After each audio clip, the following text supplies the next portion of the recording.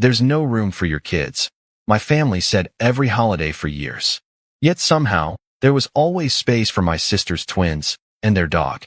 I stayed quiet, but this year I bought a penthouse in New York. And they said, "We're packing our things right now." My reply: my name is Michael. I'm 35, the older brother by 2 years. Divorced, 2 kids. Jonah's 9, Ava's 6. I work the front desk at a hotel in Midtown, which basically means I spend my days apologizing for broken elevators, calming bridesmaids at 2 a.m., and remembering to smile with my eyes when my face is too tired to join in. I know how to get gum out of carpet. I know the exact polite tone that gets an upgrade without starting a fight. People hand me their problems folded into polite questions, and I hand them answers that make them feel respected. That's the job.at home. I keep things simple. 2 bedrooms in Queens. Cereal lined up like soldiers. A laundry basket that's never truly empty. I share custody with my ex, Tasha. We text politely, trade jackets when a kid forgets theirs, and keep things steady. We're not friends, but we're good teammates where it counts, for the kids that I'm not charming like my sister. My mom calls me reliable, with the same tone she uses to praise a decent vacuum cleaner. My sister, Lily, has twins, Theo and Piper, both 5, and a golden doodle named Mocha who sheds like a snow globe in a storm. Lily is the glitter version of me, louder laughs, bigger plans, more sparkle. My mom calls her our star. My dad calls me steady, then hands me the heavy boxes. For years, every holiday came with the same soft sentence: there's no room for your kids. Thanksgiving, Christmas, Easter, the 4th of July, always a new reason, same result. The basement's full of donations. The guest room's set for the twins. Mocha needs a quiet space. Yet somehow, there was always room for Lily's twins and the dog. Mocha even got a stocking one year. My kids got porch hugs and a to-go plate. I swallowed it, because that's what I do. I called it logistics. "We'll stop by early," I said, as if that was normal. I packed coloring books, kept the car warm, took driveway photos because the living room was already staged for someone else. I told myself next year would be different. But next year never showed up. Then this spring, something shifted. I got a promotion, nothing huge, but enough for a bonus and a chance to move closer to the hotel. I found a place that didn't feel real the first time I saw it. A top-floor duplex in a building that someone had finally loved back to life. People called it a penthouse. I called it sunlight. 2 balconies, a stretch of sky, room for bunk beds, and a table that doesn't wobble. I signed the lease on a Tuesday, ate Chinese takeout on the floor, and watched the city blink like it couldn't help itself. I sent a photo to the family chat. Mom replied with 20 exclamation points. Dad wrote, "Proud of you, son." Lily added, "OMG." Then she followed with, "We're packing our things right now." For a second, that old knot in my chest twisted, then loosened. I put my chopsticks down and typed back slowly. This isn't a hotel. We're not doing that. Because it didn't start with the apartment. It started with space that somehow was never meant for us. The first year I brought Jonah as a baby, Mom said, "Just stop by for hugs. There's chaos with the twins. You know how it is." When we arrived, 2 high chairs sat at the table with place cards, Theo and Piper. I bounced Jonah in the hallway near the coat closet while Lily laughed. "We totally forgot your little guy needs to sit too." Dad said, "We'll make do." And then Mocha jumped into his lap, and no one moved the dog. Christmas after that, Mom called a week before. "Full house, sweetheart. Come at 8 for coffee." Presents were at 10. We left at 9:30. Through the window, I could see the twins in matching pajamas under the tree. I told Jonah we'd do gifts at home. He was too little to know the difference. Excuses mutated over time. The basement's mid-Reno. Your kids don't sleep well in new places. The twins are on a strict routine. But the truth was simpler. The available room always pointed toward Lily. I tried to be okay with it. Conflict costs more than the feelings. Quiet is lighter to carry. So I told myself it wasn't personal. When Jonah asked, "Why can't we sleep at Grandma's?" I said, "We'll have our own fun," and pretended not to hear his cousins shouting inside while Mocha wore a scarf. IT wasn't just space. It was money too. Always small things. Lily's texts were cheerful invoices. "Can you grab the twins' robotics kit? I'll pay you back Friday." $119 never came. The sitter canceled. "Can you cover the deposit for the backup?" $75. You're a lifesaver. Theo's inhaler copay is ridiculous. $62. Love you. Mom's version was gentler. Don't worry your sister right now. You know how kids are. Dad's version was older. Family helps. My version was staring at my bank app at midnight, renaming a spreadsheet Lily U, tracking every dollar until the list made me too angry to look at that AT work. I'm the person who makes space for others. Of course, we have room. Let me see what I can do. I comp upgrades out of thin air. I think I brought that same skill home. I rearranged myself until everyone fit, except me. It looked like kindness. It was erosion. The hardest moments were the smallest. Easter, Jonah handed Mom a dyed egg in a paper cup. She smiled and set it behind a lamp where no one would see. The twins made 12, she said, like that explained physics. Thanksgiving. Ava sat on the floor with her plate because there wasn't a seat. Dad laughed. She's young. Gravity works different at 6. Lily taped Mocha's gold paw print on the fridge and grinned when she caught me looking. And I said nothing. Because that's what I do. He's family. My mother said. Like that explained everything. I'd brought it up once before. Calm, logical, careful. We drive an hour, come early, leave before dinner. It's hard. Mom sighed. Oh, Michael, you're making everything heavy. Lily jumped in. Don't guilt trip me because your kids are high energy. They're children, I said. Exactly, she said, smiling like she'd just won something. That I tried setting small boundaries. Please ask before you use my Amazon. Please don't add my card to Instacart. Please don't send me Venmo requests with no explanation. Lily replied with thumbs up emojis, and then did all 3 within a week. Once I saw a delivery tip for an address that wasn't mine. She said, accident. It kept being an accident. Why didn't I blow up? Because blowing up would become the story, and I'd be the villain. My mother has this way of holding her breath that makes you feel like you broke something expensive. So I learned to make repairs before the break. That's why I didn't announce the new place. I let the contract close quietly, let the keys drop into my hand, and felt blood rush back into my face.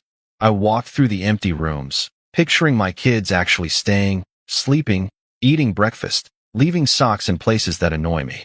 I touched the balcony rail and imagined telling Jonah, yes, we live here. I thought the word softly, mine. When I told them, I did it with a photo because I didn't trust my voice. And like photos always do, it started a story I didn't write. Lily texted, we're packing our things right now. Not a question. Not can we come see it? Or can we stay a weekend? Just a declaration wrapped in confetti. The old me would have started rearranging furniture in my head, making lists, washing sheets, setting out a dog bowl. The new me looked at my kids' future beds and saw no room for somebody else's permanent. Maybe I work at a hotel. I know how one night turns into, we'll find something next week. I've seen guests turn kindness into entitlement. I've watched people decide a space is theirs simply because they liked how it felt. There's one sentence that matters when you hold the keys. Here are the policies that I needed one for my life. So I typed it. This isn't a hotel. We're not doing that. For the first time in my family, I sounded like myself. The call came before my phone even hit the table. Haha. You're funny, Lily said. When should we bring the playpen? You shouldn't. Michael, we can use the second bedroom. The twins don't mind sharing. I'll put Mocha's bed by the balcony. He loves fresh air. There is no Mocha bed here. Silence. Then offense. You're serious? Yes. Michael, we're family. Exactly why I'm telling you the truth. She made that small sound. The one she uses when choosing which strategy to play. She picked pity. Our landlord's impossible. We just need a landing pad. A month, 2 max, I can host dinners, I said. Not households. You're punishing me for Mom's rules. This is about my home. Mom appeared on a 3-way call, like she'd been waiting behind a curtain. Michael. Hi, Mom. I'm hearing you're refusing to help. I'm setting a boundary, I said, calm, steady. The same tone I used to make drunk guests hand back their keys. Boundaries are trendy, she said, like they were boots. They're also real. You have space, she said, her voice all reason. We don't. It's simple math. It's my space, I said. That's the math. We've always made room for Lily's family. They have more moving parts. I have 2 moving parts, I said. They're called children. Your kids are loud at night, she said gently. The twins sleep like angels. Mocha barks at air, I said. We keep pretending that's adorable. Don't be cruel, she said, the word like a slap. I'm being clear. Dad joined late, voice half awake. What's all this? Your son bought a penthouse and doesn't want us in it, Mom said, turning martyrdom into a performance. It's an apartment, I said, and I don't want you living in it. Lily's voice sharpened. We helped you, Michael. How? I asked. Support, she said quickly. I almost let it go. Then it slipped out. I babysat twice last year. You owe me $1,200 since January. Receipts on request. Mom inhaled like I'd sworn in church. No one is shifting blame, she said, which in family code means you told the truth out loud. Lily pivoted fast. Fine. Not permanent. Just Thanksgiving. We'll host it at yours. It'll make up for everything. No, I said. Non-negotiable, Mom said, floating the words like balloons. It's entirely negotiable, I said.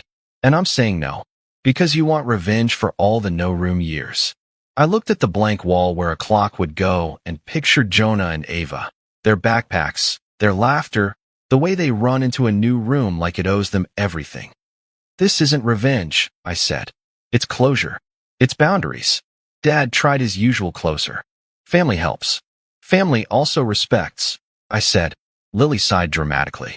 You're going to regret this. I'm going to assemble bunk beds, I said. Michael, Mom warned, her voice low. If you shut us out, don't expect us to show up when you need us. I thought about porch hugs, to-go plates, dog stockings. The years when show up meant a caption, not an action. I won't, I said. Then I ended the call. My hands shook the way they do after a difficult guest finally leaves the desk. My heart banged against my ribs like a bad checkout. I sat on the floor and let it all settle. Then I stood, picked up the hex key, and finished the bunk beds. Jonah's blue blanket went on top. Ava's unicorn pillow on the bottom. I took a photo and sent it to Tasha. She wrote, looks like a home. I wrote back, it will be.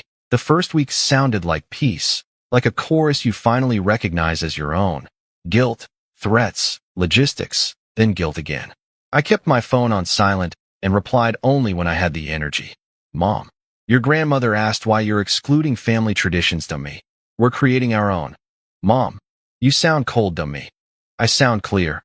Lily, can you store a few boxes till January? Me. No storage. Lily, we'll pay you, me. No, Dad.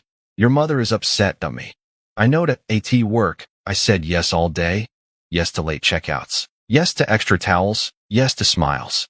Being generous there felt right. Coming home to a locked door and a kept promise felt like peace. When Lily's lease ended, she pushed harder. Just 2 nights while movers figure it out. I offered a hotel discount. She called me corporate, then showed up anyway, with a Peloton, 6 bins, and mocha in a bandana. The doorman called. Sir, a delivery insists it belongs to you. I went down. There she was, standing on boxes, pretending this was normal. Don't be dramatic, she said. You ignored me. I said. Because you're being unreasonable.